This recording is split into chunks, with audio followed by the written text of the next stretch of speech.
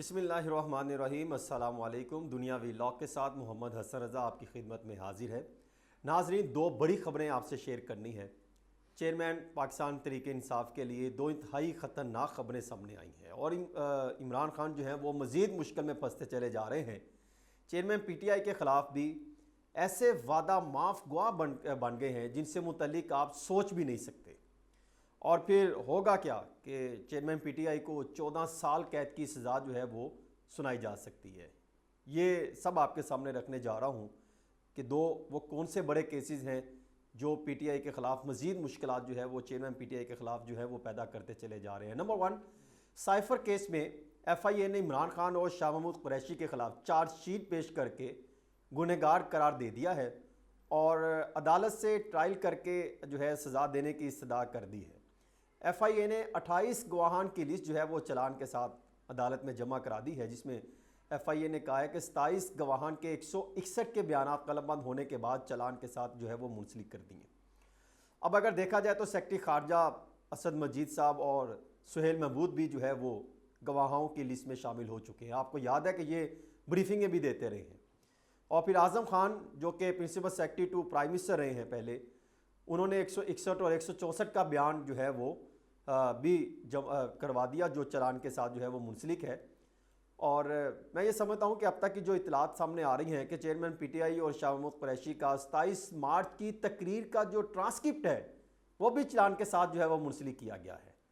फिर additional secretary जो खारजा फैसल साहब थे, उनका उन समेत जो साइफर वजारत खारजा से लेकर वज़ीर आज़म तक पहुँचने तक के तमाम जो हैं वो चेन वो गवाहान की लिस्ट में शामिल है। वो तमाम के तमाम गवाहान हैं। और फिर चलान के मुताबिक चेयरमैन PTI ने साइफर जो है अपने पास रखा और जो स्टेट सीक्रेट था उसका गलत इस्तेमाल किया। साइफर की जो कॉपी है चेयरमैन PTI के पास पहुंची लेकिन वापस नहीं की गई। और फिर इसमें यह भी चीज़ें सामने आई कि शाह महमूद कुरैशी ने 27 मार्च की तकरीर की और चेयरमैन PTI की मुआवनत की। और फिर मैं इसमें यह भी जो है वो वाज़ा करता चलूँ कि 26 सितंबर को ऑफिशियल सीक्रेट एक्ट के तहत जो कायम खुसूसी अदालत ने जो है साइफर केस में चेयरमैन PTI के जो जुडिशल रिमांड था उसमें 10 अक्टूबर तक तोसी कर दी हुई है। और चेयरमैन PTI के जो वकला थे बैरिस्टर सलमान सफदर और उमैर नियाजी, वो अदालत में पेश हुए। उन्होंने अदालत में चेयरमैन PTI के जुडिशल रिमांड में 10 अक्टूबर तक तोसी जो कर दी थी और फिर उसके बाद जो FIA के जल्द चलान जमा कराने का हुक्म दिया था अदालत ने।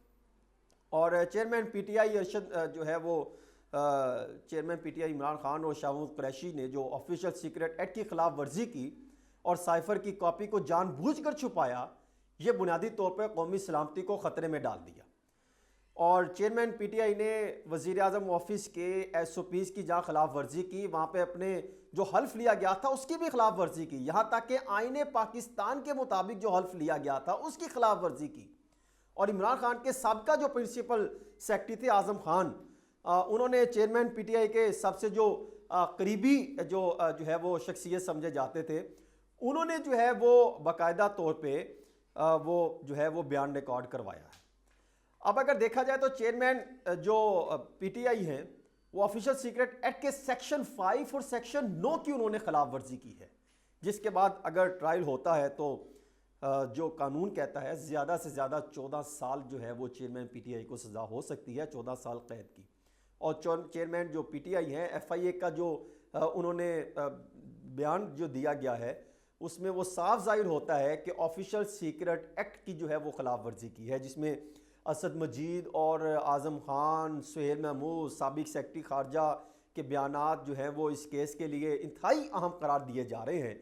और साबिक वज़ीर आज़म का अपना बयान भी जो है, जहां उन्होंने साइफर के गायब होने की जो है वो तरदीद नहीं की, FIA ने 28 गवाहान के बयानात जो हैं कलमबंद कर दिए, जिसके बाद ही शाह महमूद कुरैशी और चेयरमैन PTI को कसूरवार जो है वो करार दिया गया है। अब ऑफिशियल सीक्रेट एक्ट की जो खुसूसी अदालत है उसमें साइफर केस में आम पेशरफ्त हुई है, तो ये देखते हैं कि अब इसका केस जो है वो अदालत में जमा हो गया, जो खुसूसी अदालत है, आइंदा आने वाले दिनों में इसमें जो है वो क्या पेशरफ्त होती है। लेकिन यहाँ पर जो है वो जो कहते हैं ना रेड लाइन, वो क्रॉस कर चुके हैं। अब जो है वो 14 साल सज़ा जो है वो हो सकती है चेयरमैन PTI को। और जो बयानात तो इंतहाई अहम तरीन बयानात समझे जा रहे हैं, जिसमें असद मजीद का है, आजम खान जो principal secretary to prime minister है, जिसका काम होता है प्रॉपर मामला को लेकर चलना, क्योंकि मैं खुद ये तमाम डिपार्टमेंटल की बीट करता हूँ, रूल्स एंड रेगुलेशन को जिस हद तक मैं पढ़ता हूँ, मुझे अंदाजा है कि बहुत ज्यादा जो है वो उस पर जिम्मेदारी आयद होती है। उन्होंने बयान दे दिया है आजम खान। मैं समझता हूं कि असद मजीद, आजम खान और सुहेल महमूद ये तीन बड़े वादा माफ गवाह हैं जो जिन्होंने अपना बयान रिकॉर्ड करवाया है। ये एक केस हो गया, साइफर केस। दूसरा केस 9 मई का केस है, जिसमें पाकिस्तान तहरीक इंसाफ के सरबराह जो है चेयरमैन पीटीआई, उनके खिलाफ जो केस सामने आया है गिरफ्तारी के बाद, जो तमाम पुरतशद्दुद वाक़यात की तहकीकात के लिए फिर जो तश्कील दी गई GIT जॉइंट इन्वेस्टिगेशन टीम थी, मुश्तरका तहकीकाती टीमें और दीगर जो बनाई गई थी, उन्होंने साबिक प्राइम मिनिस्टर, चेयरमैन पीटीआई और पार्टी के दीगर अहम जो है वो रहनुमाओं समेत 900 से ज़ायद कारकुनों को जो है वो उसमें मुकदमात में जो तकरीबन कोई दर्जन भर मुकदमात हैं उसमें मरकजी मुलजम करार देकर चलान जो है वो जो चार्जशीट तैयार की गई है वो इस्तेदाद दहशतगर्दी की अदालत में जमा करा दी है।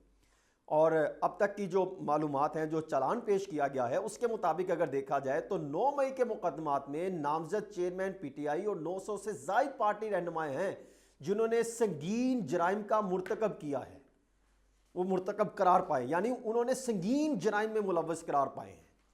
और यहाँ पर अगर देखा जाए तो अब मैं आपको क्या बताऊं कि इतने ख़तरनाक किस्म के इल्ज़ामात हैं। जो DIG हैं जिन्होंने इसकी इन्वेस्टिगेशन की और बाकी उन तमाम अफराद से मैं मिला, उनका मौक़िफ़ जानने की कोशिश की, तो अंदाज़ा होता है कि इस्तेदाद दहशतगर्दी एक्ट और दीगर इल्ज़ामात के तहत जो मुख्तलिफ थानों में मजमूई तौर पर 14 मुकदमात में से 12 में मरकज़ी मुलज़म करार पाए हैं और चलान जो है इस्तेदाद दहशतगर्दी अदालत में भी जमा करा दिए गए हैं। अब वो ये बताते हैं कि जो नामजद, जिनमें चेयरमैन पीटीआई, साबिक गवर्नर पंजाब उमर सरफराज चीमा, साबिक सूबाई वजीर मियां महमूद रशीद, साबिक सूबाई वजीर सेठ डॉक्टर यास्मीन राशिद और दीगर के खिलाफ जो है वो काफ़ी शवाहिद मौजूद हैं। और एक शवाहिद मौजूद नहीं है, वो ये बताते हैं कि जो फौजी तनसीबात और पुलिस की गाड़ियों और दीगर सरकारी निजी इमलाक पर जो है हमला किया गया, लाहौर के कोर कमांडर हाउस, जिस जना हाउस कहा जाता है, वहाँ पर अस्करी टावर और शादमान थाने में तोड़ फोड़ के जो है वीडियो क्लिप्स और मीडिया पर मंजर आम पर आने वाली तमाम तर रिकॉर्डिंग मौजूद है। और फिर चालान में इस्तगासे ने ये इल्ज़ाम लगाया कि 9 मई को जो मुलजमान की क़यादत पर जो है वो उनकी क़यादत में जो पुरतशद्दुद वाक़यात हुए उसके शवाहिद मिल गए हैं। आपको अंदाज़ा है कि कितने जो है 210 गवाहान की फहरिस्त मुरतब की गई है। जिना हाउस जो केस में जो है वो 3000 से ज़ायद सफ़ात पर मुश्तमिल रिपोर्ट तैयार की गई है। 65 मुलजमान को नामजद किया, 65 को, और 55 जो है वो गवाहान की फहरिस्त शामिल की गई है जिन्होंने गवाही दे दी है जो इस्तगासे में जो बताया जा रहा है। तो आप अंदाज़ा कर लें। और फिर जो गुलबर्ग थाने में जो मुकदमा दर्ज हुआ जिसमें 5 मुलजमान को जो है वो नामजद किया गया, इस्तगासे में 36 गवाहान की फहरिस्त जो है वो जमा करवाई गई है। तो मैं ये समझता हूँ कि ये 2 बड़े केसेस हैं जो आइंदा आने वाले दिनों में, दोनों केसेस में जो है वो जो अब तक की जो चीज़ें सामने आई है उससे अंदाज़ा होता है कि ये दोनों केसेस आइंदा आने वाले दिनों में इसके मुताबिक चेयरमैन पीटीआई को सज़ा हो सकती है। और यूँ पाकिस्तान तहरीक इंसाफ के लिए भी और उनके जो सीनियर रहनुमा हैं जो लगभग 900 वो हैं, फिर साइफर का केस में भी शामिल कर लिया जाए तो ये एक अच्छा खासा जो है वो उनके लिए मुश्किलात पैदा होने जा रही हैं। और अभी तक कहीं पर उनको जो है वो उनके लिए गुंजाइश निकलती दिखाई नहीं दे।